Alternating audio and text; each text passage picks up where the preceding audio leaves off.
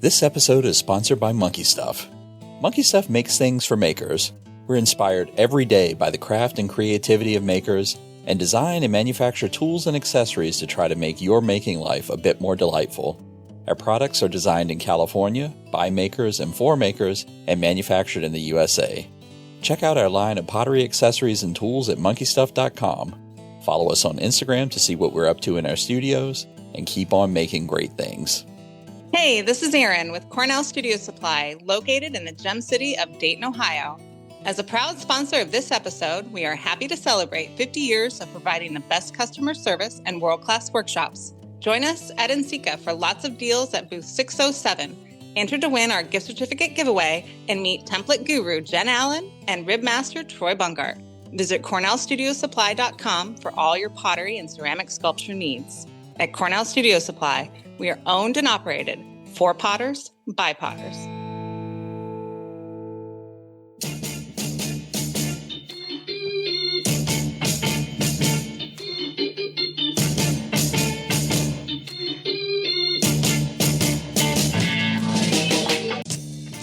Welcome to the Tales of a Red Clay Rambler podcast, featuring interviews with culture makers from around the world. This is Ben Carter. I'm going to be your host. If you'd like more information on the show, please visit our website, talesofaredclayrambler.com.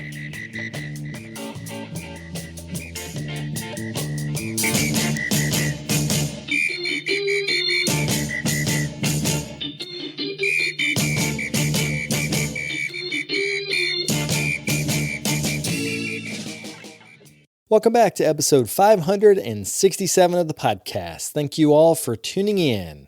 This week, we're continuing a series featuring artists I chose for the 16th Annual Workhouse Clay International.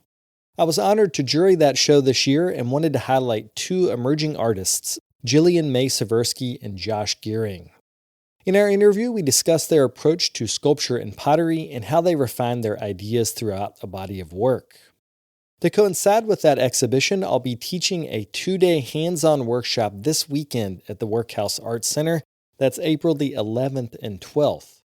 There's also going to be a live taping of this podcast and a reception Saturday, April the 11th, which is free to the public.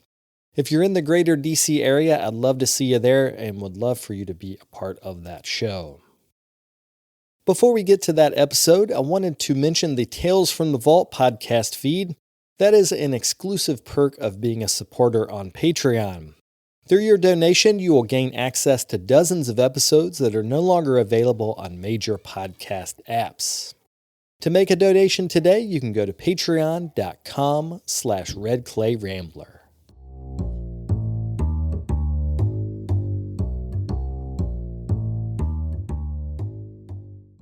So to start, I thought that I'd have you introduce yourselves so that people can get your voice with your name. So if you could just say your name and then also where you're at now. So we'll start with you, Jillian. My name is Jillian Mae Seversky, and I'm currently a ceramic artist in Boone, North Carolina. My name is Josh Goering. I am a third-year graduate student at the University of Nebraska-Lincoln right now. Almost to the end. You're so close to the end. I can taste it. In fact, by the time this episode comes out, you will have your master's, which is That's perfect. Quite an accomplishment. What a treat. Yes. Well, we're here today because both of you are in the 16th Annual Workhouse Clay International exhibition. Can you talk about your piece and visually describe it?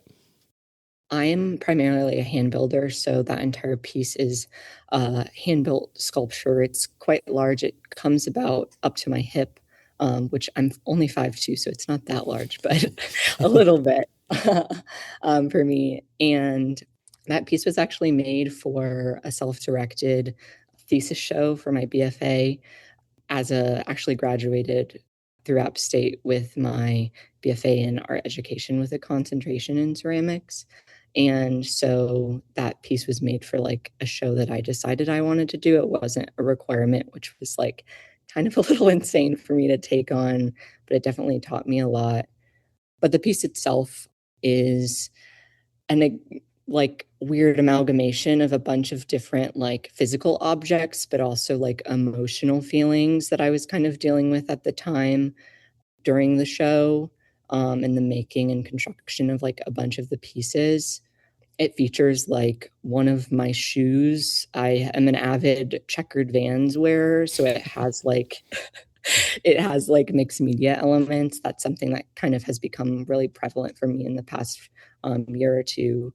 So it has real mixed media objects, and then but is primarily made of an earthenware dark red clay, and has a lot of interesting colors and surface variations. I use a lot of like different glazes kind of layered on top of each other, as well as like physical indentations and texturing of the clay. So I'm kind of like a hoarder of strange objects. I have like some of my childhood like dollhouse furniture that I'll like impress into the clay, along with like turf that I get from random places, or like rocks that I find outside of my apartment. So that's also like seen in a lot of the surface texture. And I really love nichrome wire and adding like different hanging elements. And then there's also some like syringes stuck in to the piece as well. So just like a lot of things emerging and disappearing in between and within and coming out of the surface. Part of your larger aesthetic is what I think of as like an aesthetic of chaos. There are piles, in the case of this piece, there are piles of objects that are stacked on top of each other. But then in some of your other pieces, it's almost like things, differing objects are getting smushed together. So can you talk about this idea of the creative pile, or like the creative accumulation, and how that plays out in your work? There's like two, I think, main things that serves in my work. And one of them is like a physicalness of like, this is what is happening when you're looking at it. And then there's like, what does this actually like stand for and represent? So I think like more abstractly in my brain, the way that kind of fits into like the broader understanding of like how I'm making and why I'm making and what I want the piece to convey emotionally to the viewer is that, like so many things in my life and in like the day-to-day of how we live in our society now, are like so multifaceted and like deeply complex in a way that I feel like I can never understand, and that like I'm constantly like inquiring with, and like hearing different like facets of the way that people interact with each other. And so like having these things and these emotions in like different states of like becoming or unbecoming is really enticing to me, and I think allows the viewer to kind of like be taken along on this like stream of like discovery, which for me I think is what I'm trying to do as I'm making. So if I can kind of like bring the viewer along as I'm going, that's really important. The physicalness of like having, I think on the main piece in the like front of it, there's like a TV screen that's kind of like going no signal. But on the other side in the view of it, there's also like this vital monitor. And so like you have this physical nature of it like being unbalanced, but then there's like also it's sinking into this like strange sludge at the bottom. And then there's like things piled on top of it. So having kind of things be uncertain of like, where is this coming from? What is it doing? What direction is it going? I think it's just visually appealing to me, and kind of creates like that through line and that strand of like, how can I not just have the viewer look at it, but like have the viewer think about it and be really curious. Like I love curiosity, and I love following my curiosity. Yeah, and it is a curious object. What the piece is about healthcare. Like the title of the piece is "You Wait in the Emergency Room with Your Father on Hold with Insurance." So what I like is the chaos of the stacking, or like the way the form is put together describes my experience with the healthcare system in the US. So can you talk a little bit about your experience with healthcare, and then how you conceptualize that into the form itself? I love sharing a lot about my work, and I think that's important, but I also love leaving a lot to the viewers. So I'm going to try to do this in a way where I'm inviting a little bit of like still the mystery that I love in my pieces, but also like the very obvious factor of like the healthcare system in the US is like deeply flawed.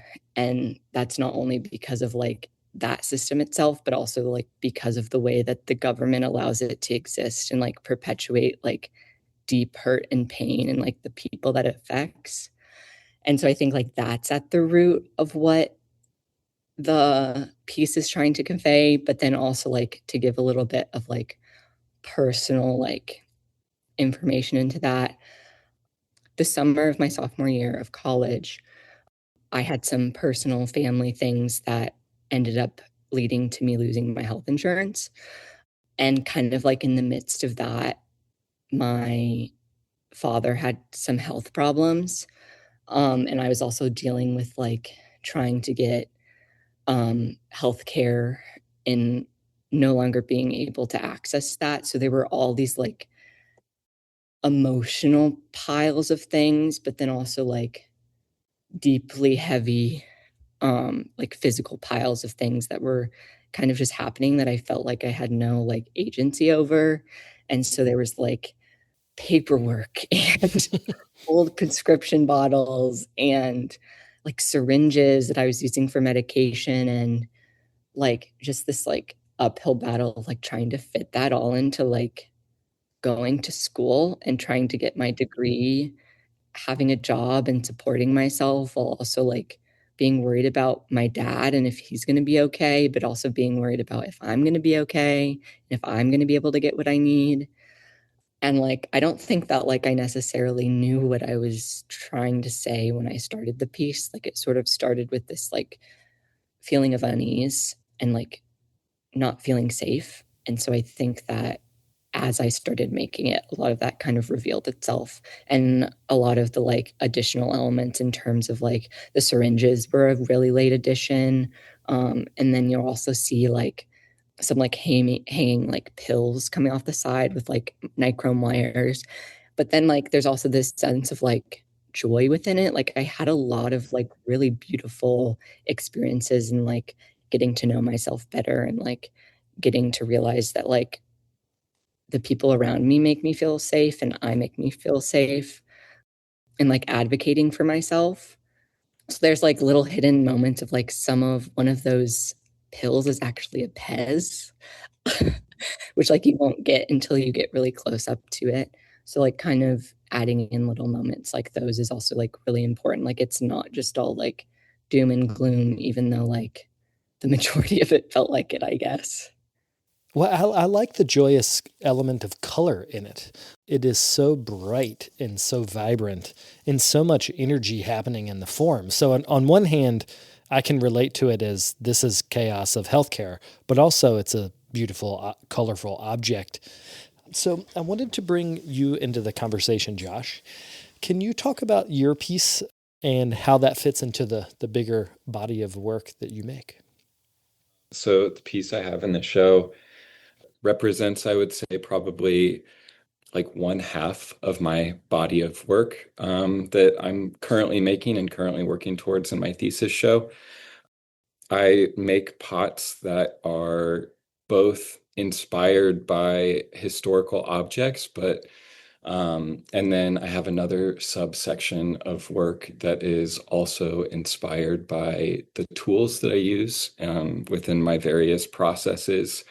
In clay, I dig local materials, and my connection to the ground and the labor that it takes to like even go through like the researching stage to the like mining phase where I'm just like filling 5-gallon buckets and setting them in the back of my truck is like incredibly important to me and brings like so much personal meaning to my work. Like if I was not doing those aspects of the process, I like my work would feel almost meaningless to me, you know? So that connection to material is really important. And So I'm using like these like tool-like objects that are slightly more ambiguous and don't necessarily like relate to the traditional vernacular of ceramics, I guess. Um, and I'm sort of pairing them with these more historic inspired forms, to kind of like put them into conversation, maybe about like the canon of ceramics, I guess. So like broadly the history of ceramics. And this Minoan jug that I'm referencing is, to me, I don't know if you've heard this conversation or not. I can't remember if it was a conversation or if it was an article, but I remember either reading or seeing this thing that Linda Christensen talked about. She talks about this English like lead glazed slipware jug having like such a profound impact on her work. It's in the cloisters at the Met Museum. I believe that's the one, if I'm not mistaken. This pot is essentially that version of her pot to me, I would say. It's just like so lovely. It has so many characteristics that like elude me. Like I'm still like trying to figure out like why they put like all these little like nubbies on their pots. And I mean, I think it's so lovely. And like I learned a lot about those kind of historical mysteries and like interesting forms in Margaret Bowles's Making History class that I took my first semester here at UNL. And that class has had a profound impact on me, I would say. And it's just been so wonderful to be here. Yeah. Oh, she's great. Yeah, I wish I could be in grad school with her. She's so brilliant in that class too. That specific class, she's taught that.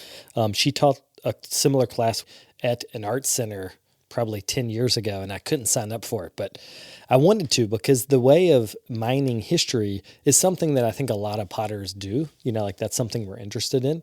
But you're right that we don't often understand the context of how these objects were made, especially if like the Minoan culture, that's thousands of years ago. So can you speculate, just as a potter, what you think those little barbs are? And we should describe for the viewer, they're small nubs that come out of the form that don't have exactly an obvious reason for being there, but that occur frequently. Like you see them over and over again. So can you speculate on why you think they might have been there? You know, the closest thing that I can think of is something similar to.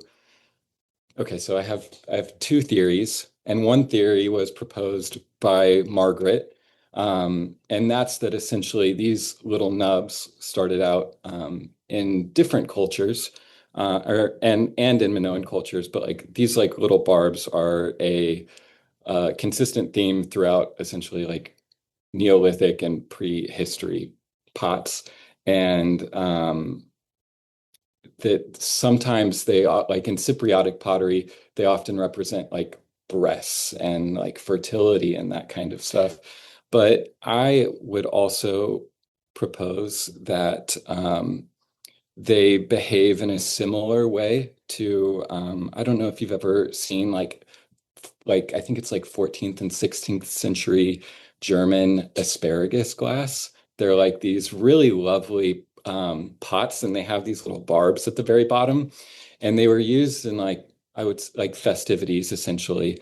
And these little barbs at the bottom would help hold your greasy little paws in place as you're like festively drinking, you know. And so the picture that I'm referencing actually has those same barbs that actually continue up the back of the handle. And so I did not choose to directly interpret that part of the object, but that is what I would think personally too, is that they serve a functional purpose, not just a metaphorical purpose. Yeah, and I mean, God, in ceramic history, so many times those things merge, Yeah. like the metaphorical and the functional somehow. It started with a functional purpose, but but then as the game of telephone happens hundreds of years down the line, you forget why they were there, and then it becomes something totally different. So I've always wondered if those were somehow for tying things down to. So if you wrapped, let's say, a fabric over the top of a jug and then could tie it with rope, that was kind of like the thing you tied around. But that's totally, I'm making that up on the spot. I'm just I'm just thinking about other cultures that do a similar thing. That makes a lot of sense too, I would say. Yeah. And I think that like guesstimation that we do is really fun, and I think an important way for us to like try to understand like what came before, you know. In the imagination of what we think happened in previous histories is like the greatest gift of knowledge. So I love this idea that we can imagine their lives in maybe a more aesthetic sense, or like that they had a grand notion when maybe they just were trying to get through the day. The same way Yeah, I am sometimes. me too. Yeah. I think that honestly, I personally do a lot of that. I mean, like I can like wax poetic and like be like such a romantic about like old pots and like tools and like all of these things that like maybe aren't necessarily like, to them they were just tools, and like to a person who is digging out a basement, a shovel blade is just a means to an end. It's just a part of the thing that you're doing. But to me, like, these things carry a lot of importance and a lot of weight with them too. We'll be right back after a quick word from our sponsors. Today's episode is brought to you by the Rosenfield Collection of Functional Ceramic Art. The collection exists as an online resource for research and inspiration, featuring photos of over 4,000 objects made by over 1,000 artists.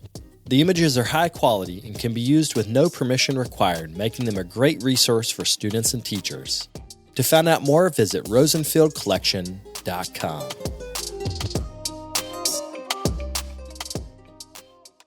Yeah, I wanted to talk about tools. I'm glad you mentioned that.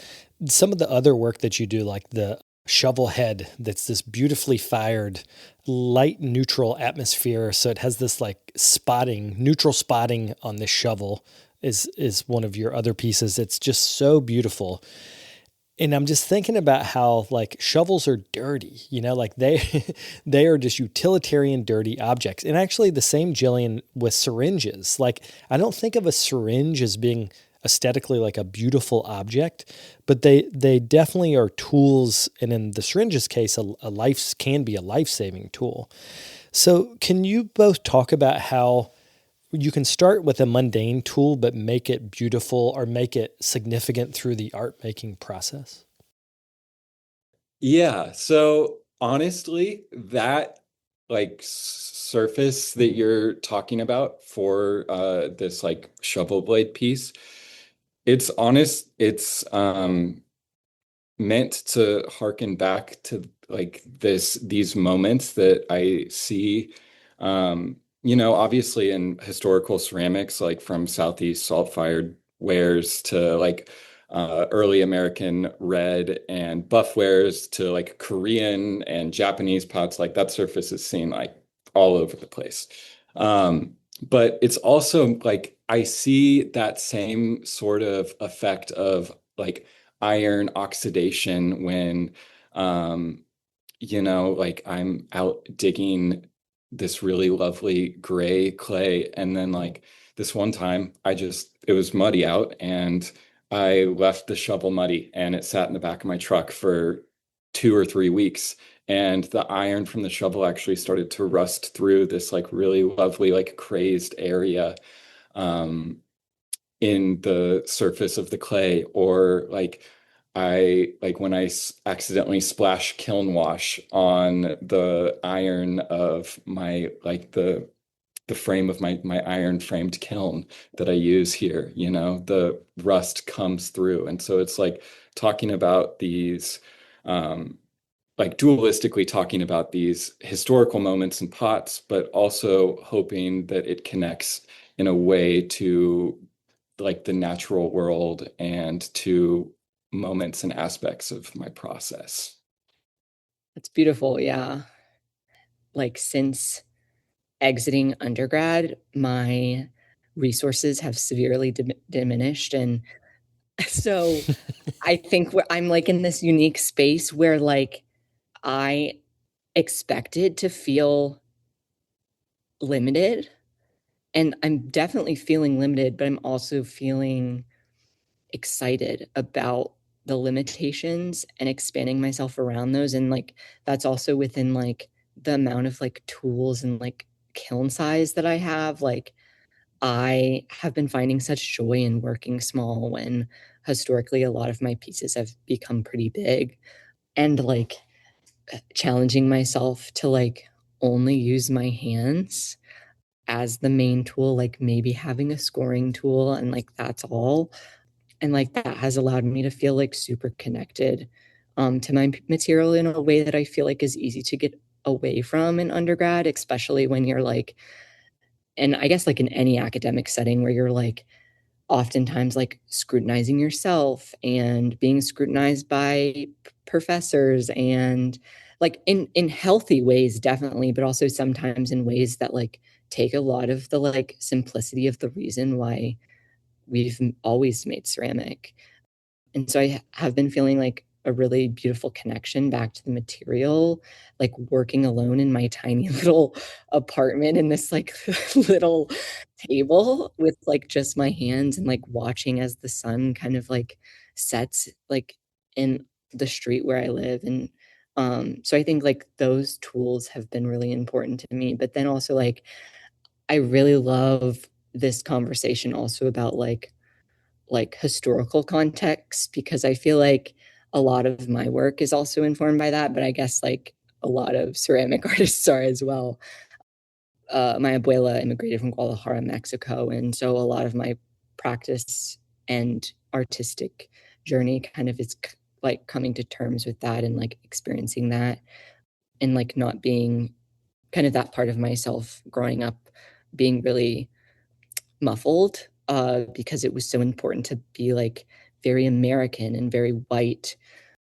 And kind of a like historically a kind of eye-opening point for me in ceramics was when my sister moved to Austin, Texas, and I visited her for the first time, and I went to this museum called the Blanton Museum.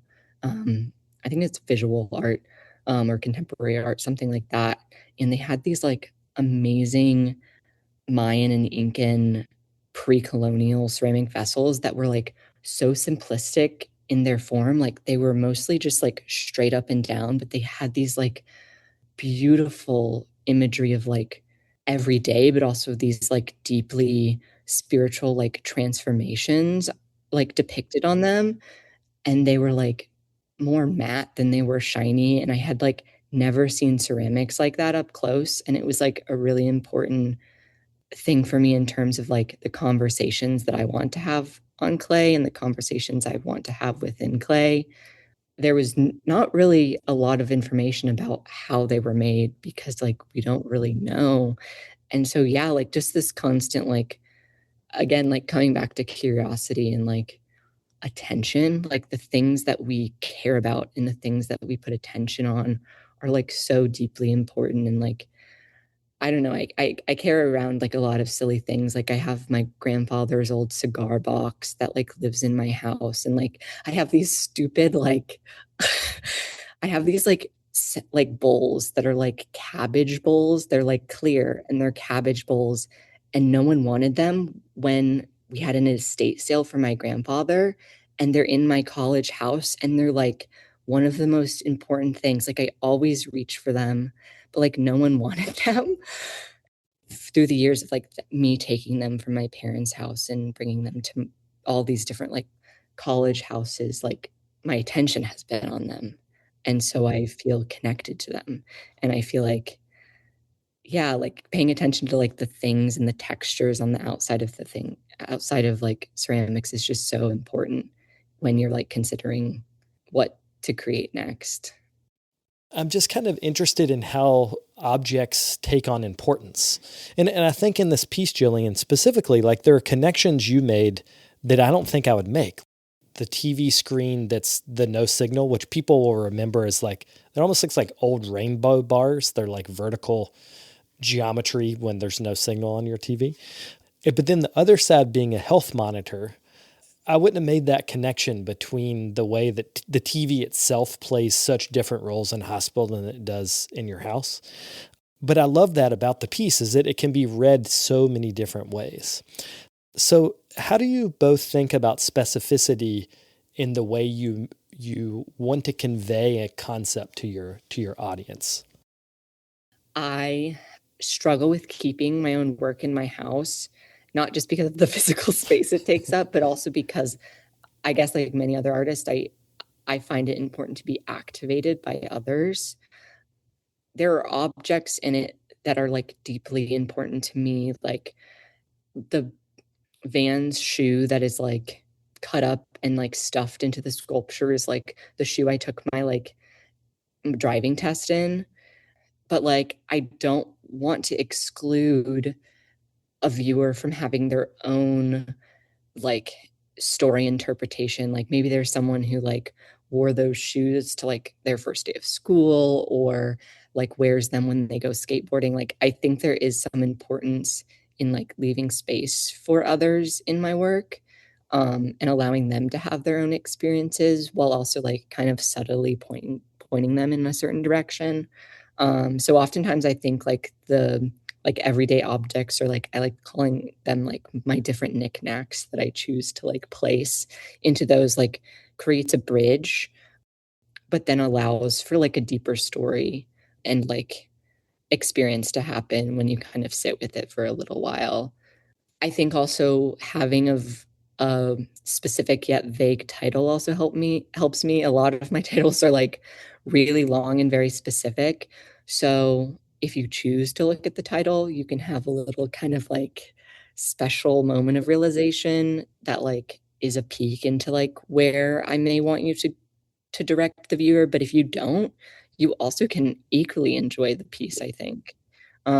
So I guess leaving moments for like rest and curiosity. I always coming back to curiosity, I guess. But then also like excitement and wonder. Mm. And confusion also. I would say a lot of confusion. Well, but I think there's a real fine line between curiosity and confusion. And art pushes it to curiosity, but also if you're walking down the street of New York and there's just a pile of objects, you'd be confused. So I think our job as artists is like somehow to push that, to give that confusion context so that it then does engage the viewer in a different way. Definitely. So how about you, Josh? So to reiterate the question, specificity in one's work and how that plays in. Yeah, and I think there's also a question of refinement there, because I think this piece is so refined. Like there are no notes. Like there is nothing I would change about this piece, the way the form is made, the way it's fired. Like it is perfectly itself. Well, thank you so much. For me, specificity, I guess I'll just start out with like titling and like how like that plays into it. Like for me, when I'm like directly, like when I'm referencing historical forms, it's like I do like take on this like I do make it my own, you know. I have changed the form considerably, but I never want to steal an object, I would guess, or like a form language. It's like I want to be direct about where I have like received this information from. And I think that that also like gives the viewer an insight into the piece and like maybe like where they could find out a little bit more information about what I'm thinking about behind the piece.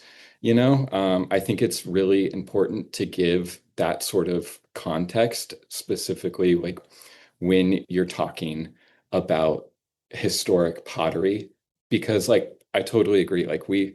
All potters like reference historical pots, I would say, to some degree or another. It's just a part of it. Like we stand on the shoulders of like countless generations of amazing makers. And I think it's important to acknowledge where we're getting this visual information from. Yeah, refinement in form. I've spent a lot of time in graduate school making objects that are more abstracted versions of themselves and less abstracted versions of themselves, and like trying to essentially navigate that through line of like where I can kind of sit with the interpretation of the vessel or the interpretation of, say, the tool.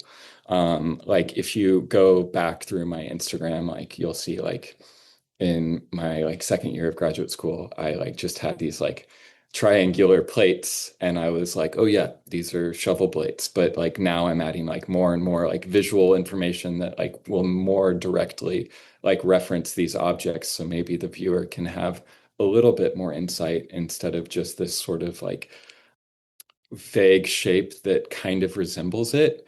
And I think it's important to give that information because I want these objects to speak not just to ceramic artists who know how to interpret a form language.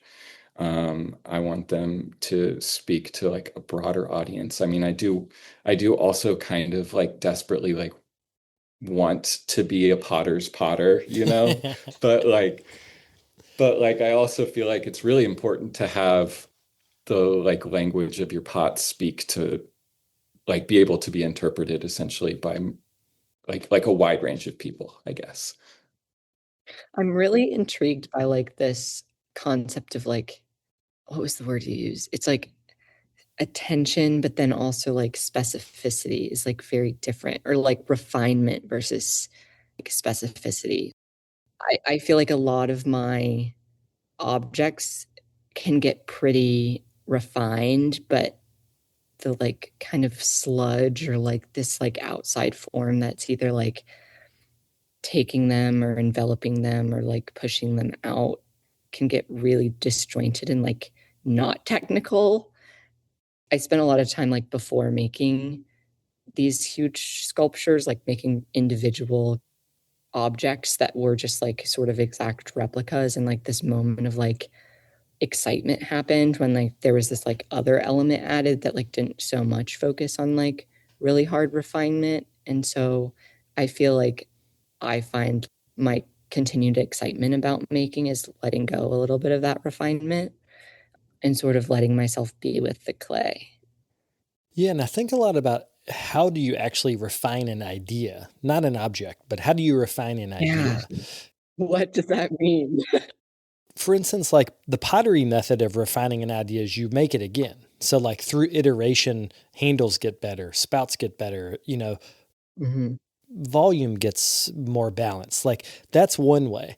But as a sculptor, Jillian, I think you could come back to this idea of, let's just say, the elements of healthcare, financial tension, and curiosity. Those three things, you might make an object that looks nothing like this one, Mhm. but you would Yeah. still be refining the idea, the bigger concept. And I think through doing this podcast, I'm just so fascinated with how different minds approach the same idea of getting better.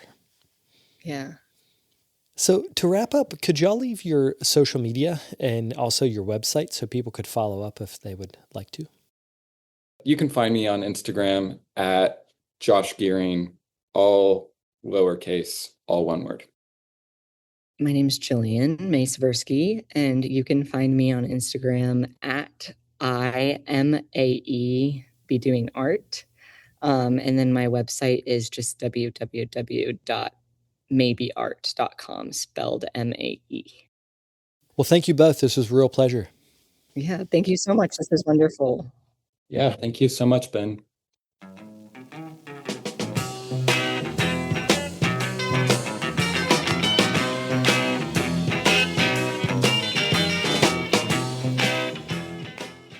I'd like to thank Jillian and Josh for coming on the show. I certainly appreciate their time, and I hope that you will check out their work at the 16th Annual Workhouse Clay International. Thanks for coming on the show. Also wanted to thank our sponsors. That's Monkey Stuff, the Rosenfield Collection of Functional Ceramic Art, and Cornell Studio Supply. Thanks for sponsoring our show. We'll be back in about 2 weeks with another episode. Thanks for listening to the show. If you'd like more information on the artists on the show, or if you'd like more information about the workshops and events that I'll be having in the next couple months, you can follow me on Twitter, Instagram, and Facebook under Carter Pottery. Another great way to support the show is to leave me a comment on iTunes. To do that, search Tales of a Red Clay Rambler under iTunes Podcasts, and you'll find a page that's linked to our show. Thank you guys for the support.